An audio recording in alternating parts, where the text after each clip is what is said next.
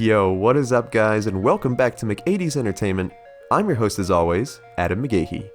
Before we hop into this video, I wanted to announce again our first ever giveaway on the channel. Starting out small here, but I'm doing a giveaway of the Rogue One Vintage Collection Darth Vader figure.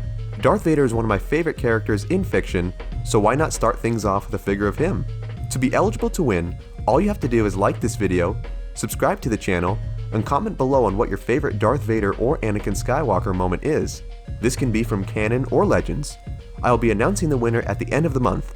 Without further ado, let's hop right into this. As we all know by now, we got to see the triumphant return of the legendary bounty hunter Boba Fett in the latest season of The Mandalorian.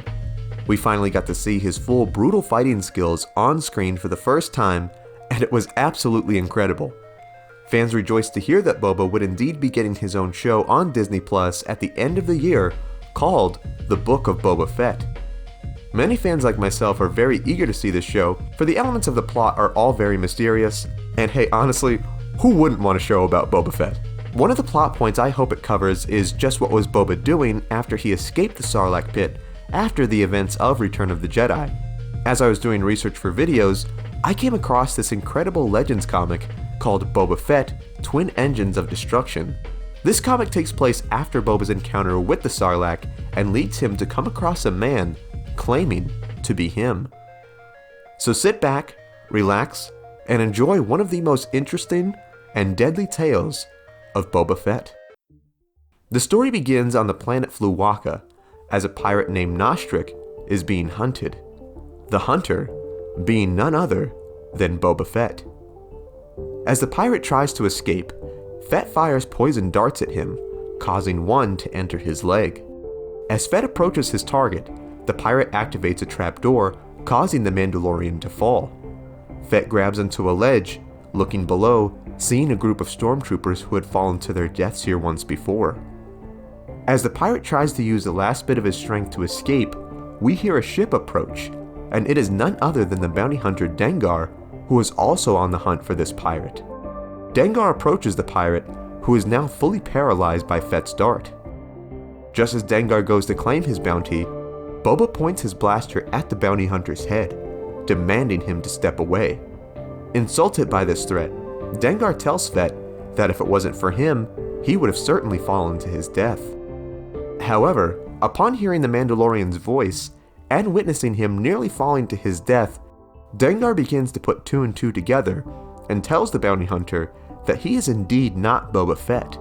He is someone else. The man is revealed to be named Jodo Kast and is impersonating Boba in order to get higher paying bounties. Dengar reveals that this is not a smart game to play, for if the true Boba were to discover this, he would come for Kast. Kast takes the bounty and demands for Dengar to leave. Dengar, still greatly insulted at having been threatened the way he was, decides to take action and proceeds to contact the real Boba about just what he encountered. We then visit a planet called Pequalis 3, where we see a man wrapped in bandages enter a mysterious facility. The facility is revealed to be a bounty hunter recruitment center, and the bandaged man is revealed to be a wealthy businessman named Maddock. Maddock tells the woman there that he wishes to hire Jodo Kast for a job because Boba Fett is not currently available. The job entails finding a man named Highcrop, who betrayed Maddock and is currently using his identity to steal Maddock's business. The woman processes Maddock's request and warns him that the art of bounty hunting is expensive and dangerous. Maddock turns to her and assures her that he knows all about the art of the hunt and is willing to take the risk. We then see Maddock exit the bounty hunting house and enter his ship. He begins to take off his bandages, and we see his horribly scarred back.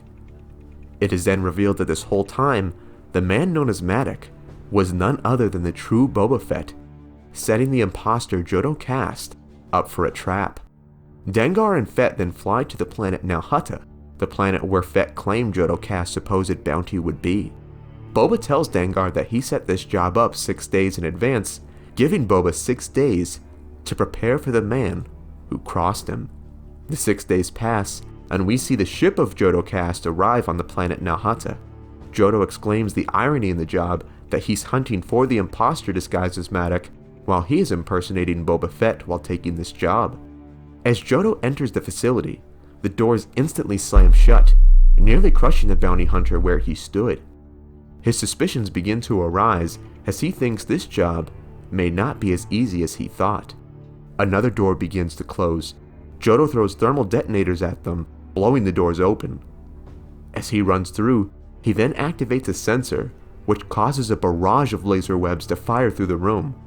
Shocked at how well his target was prepared, Jodo fires the rocket from his jetpack at the ceiling and flies through, barely escaping the onslaught. He then approaches a console and attempts to shut down the facility's defense systems, when suddenly, he is attacked by terrifying bat-like creatures that he believes to be Minox. Jodo then activates his flamethrower and torches the creatures and proceeds to go after his target Hycrop. Just then, Jodo sees Hycrop run down the stairs of the building. Hycrop trips and falls, and Jodo tells him not to move, that there is a huge bounty on his head, and he is here to claim it. As Jodo goes to claim the bounty, the body of Hycrop begins to fade away. Jodo then feels a blaster point at the back of his Beskar helmet, and a voice behind him begins to speak. The voice, belonging to none other than the true Boba Fett, tells Jodo Kast that Hycrop was nothing more than a hologram, and that this has been nothing but a trap, and that he is going to kill him for what he has been doing. Terrified, Jodo tells Boba that he can't kill him, and that it goes against the bounty hunter's code.